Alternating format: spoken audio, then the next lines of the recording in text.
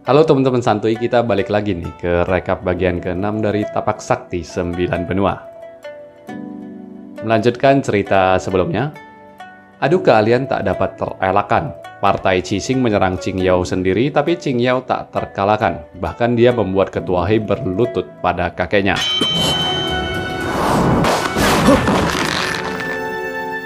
Akhirnya Qing Yao memutuskan memberi 2 dermaga kepada Ketua He untuk diurus dengan pembagian 50-50 untuk sektenya. Qing Yao pamit untuk melamar Xue Hua, tapi Hung Tao meminta Qing Yao mempertimbangkannya kembali. Namun Qing Yao berkata ia sungguh menyukai Xue Hua. 赵门，我们都是船工和负责码头搬运的工人。我这么做，并非为了赎罪，我是真的喜欢雪娟。喜欢又怎么样？我冯导。天霞山庄派人送信来。 Di Wisma Yanxia, Xue Hua melarikan diri akibat frustasi karena wajahnya menjadi buruk rupa dan ia tidak dapat diketemukan.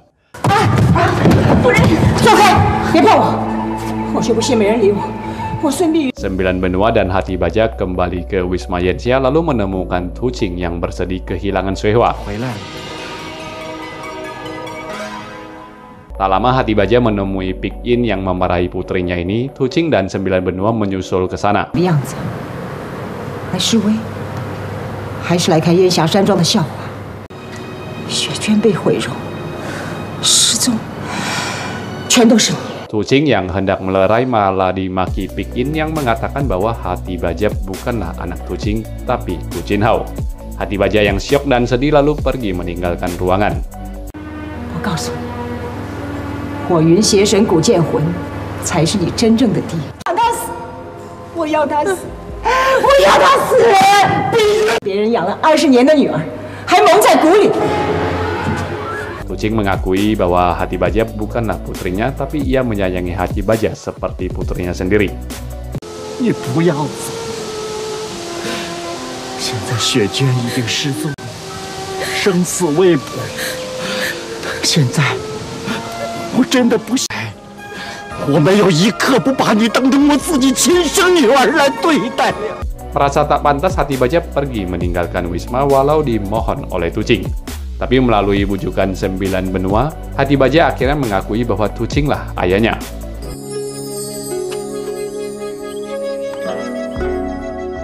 娟，你永远是我爹，是我唯一的爹。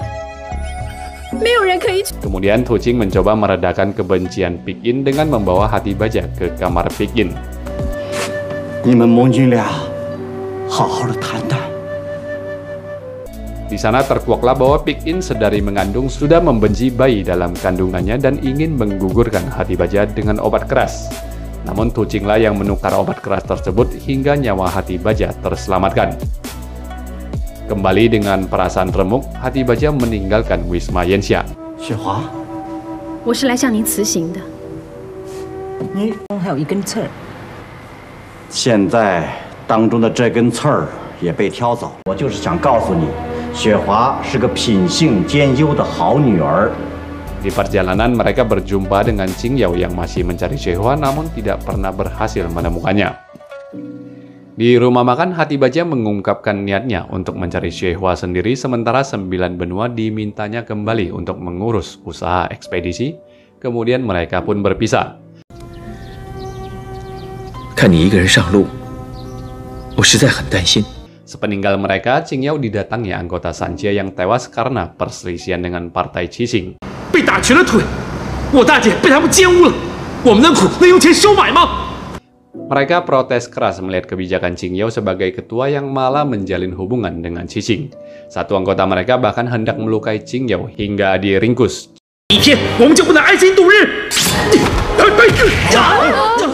Qing Yao yang bijak lalu memaafkan anggota tersebut, tapi dalam pertemuan selanjutnya ia mengatakan akan menanggung biaya anak-anak dari keluarga anggota yang tewas.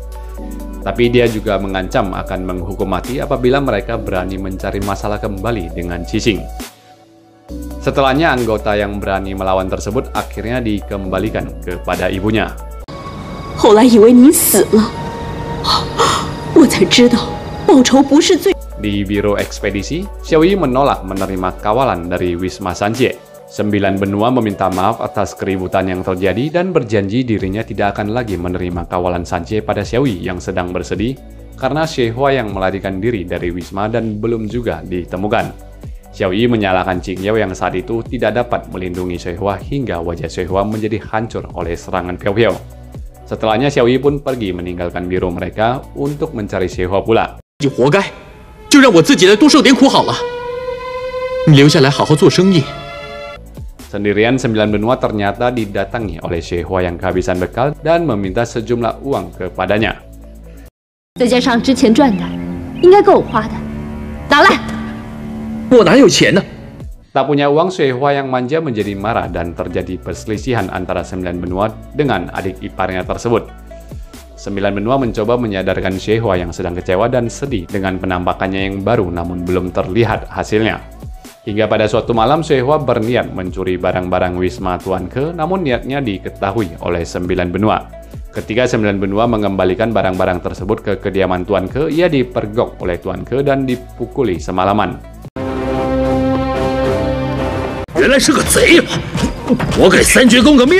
Paginya, Xie yang menemukan sembilan benua dalam kondisi babak belur malah menertawakan dirinya. Beberapa waktu kemudian, akibat reputasinya yang menjadi buruk dikarenakan Xie sembilan benua terpaksa menjadi penampil silat jalanan.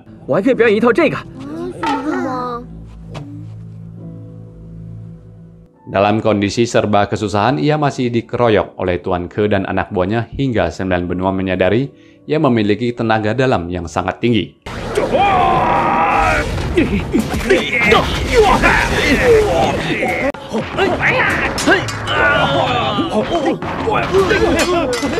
Kembali ke biro, Xie yang masih uring-uringan ditampar sembilan benua yang geram melihat pola adik iparnya tersebut.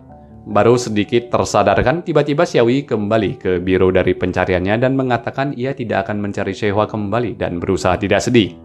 Xiaoyi mengatakan dia telah mendapatkan pencerahan ketika berkunjung ke suatu biara. Xie yang bersembunyi mendengar seluruh perkataan Xiaoyi dan mulai sadar akan kesalahannya, hingga keesokan harinya sembilan benua menemukan Xie dalam keadaan kecanduan obat terlarang.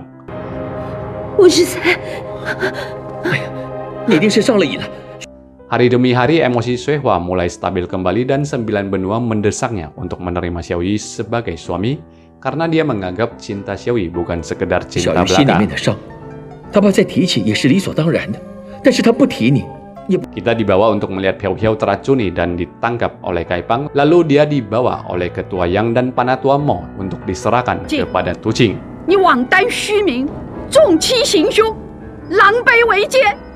Dalam perjalanannya, Gu Qinhao mencegat iring-iringan yang membawa Piao Piao lalu membebaskannya.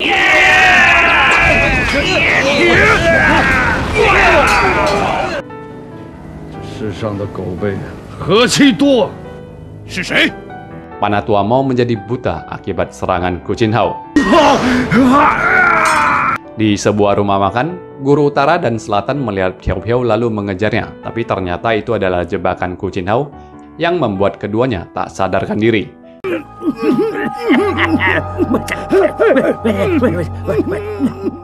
Guru utara yang ditahan dalam penjara dan ditemui oleh Gu Qinhao mengatakan bahwa Pulau Utara dan Selatan tidak terlibat dalam penyerangan terhadap keluarga Gu Qinhao.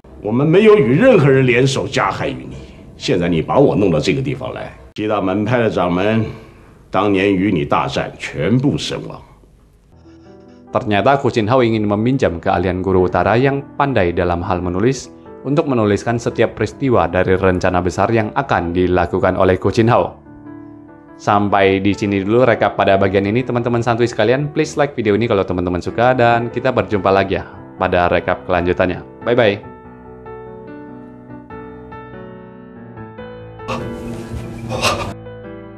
我写。